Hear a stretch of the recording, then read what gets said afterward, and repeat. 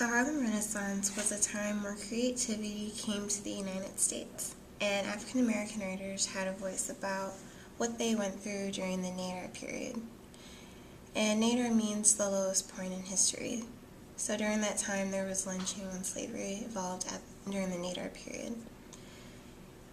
Before I went to college, when I was in middle school and high school,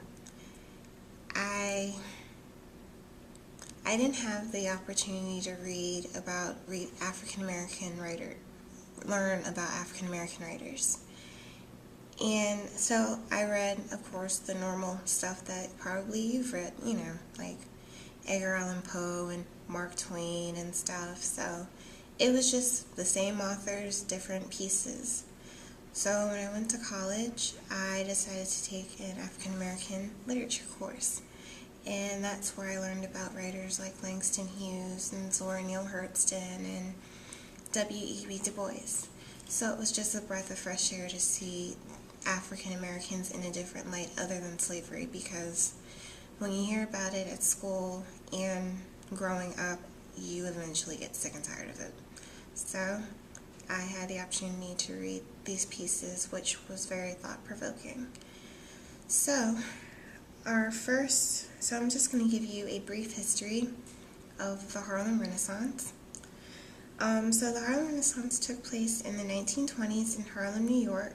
A lot of African Americans migrated from the South to Harlem to get better opportunities and to just have a new beginning, because that's what the Renaissance is about, is a new beginning and a rebirth.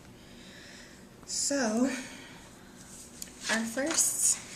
it was also part of the New Negro movement that swept the U.S. in the early 20th century. African Americans used a lot of styles to express themselves and to tell their stories and their ancestor stories about what they went through. So they would use everything from writing fiction, poetry, essays, and music. And during the Harlem Renaissance, there was a lead of African American writers and intellectuals like Jessie Fawcett, Elaine Locke, and Langston Hughes. So our first author we will be talking about today is Langston Hughes. He was born in Joplin, Missouri on February 1st, 1902. He entered Columbia University on September of 1921 after writing his poem, The Negro Speaks Rivers, which appeared in the magazine The Crisis on June of 1921. And a benefactor sent him to Lincoln University, where he received his bachelor's in 1929. So I will be reading The Negro Speaks Rivers by Langston Hughes. I've known rivers ancient as the world and older than the flow of human blood in human veins. My soul has grown deep like the rivers. I bathed in the Euphrates when dawns were young. I built my hut near the Congo, and it lulled me to sleep. I looked upon the Nile and raised the pyramids above it. I heard the singing of the Mississippi when Abe Lincoln went down to New Orleans, and I've seen its muddy bosom turn all golden in the sunset. I've known rivers, ancient, dusky rivers. My soul has grown deep like the rivers. This is one of my favorite poems from Langston Hughes because it shows that him and his ancestors have this connection towards the river. And it's interesting because he says, like the river, he's been everywhere. His ancestors have been everywhere to serve and stuff. So this is one of my favorite of his poems and other pieces that he's read. So the next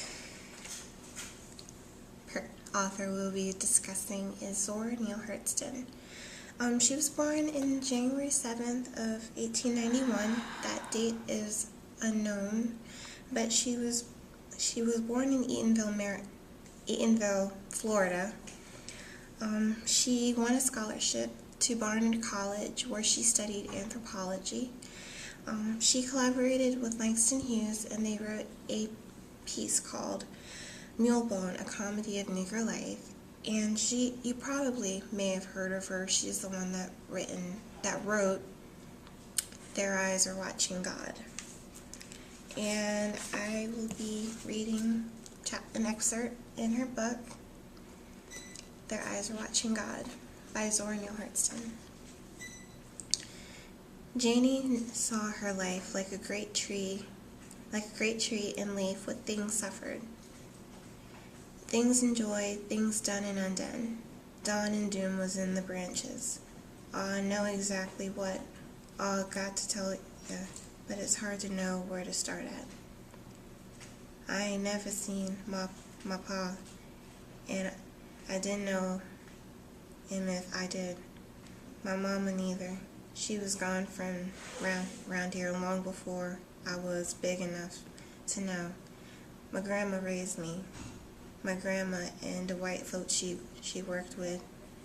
She had a house out in the backyard, and that's where I was born. They was quality white folks up there in West Florida, named Washburn. She had 4 grandchildren on the place, and all of us played together. And that's how come I never called Grandma none but Nanny, 'cause that's what everybody on the place called her. Nanny used to catch us in our devilment and lick every young gun on the place, and Miss Washburn did the same. I reckon they never hit us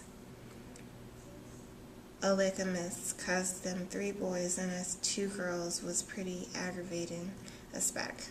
So this is chapter 2 from Their Eyes Are Watching God. Okay, so I basically,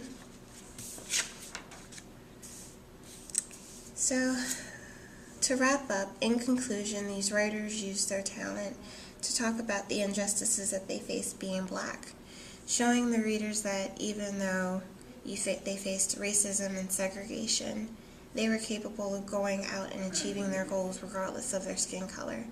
And this was also their way of telling African Americans, hey, if I can do it, you can do it. And it gave them something to hope for. So in this speech, I have reviewed the history of the Harlem Renaissance, and I gave you a brief bio of 3 African American writers, and I explained why it's important to read other authors' works, because I feel like why stay in one place and read the normal ones we've heard about a million times when we can read about different authors that we may like. So I hope you enjoy it.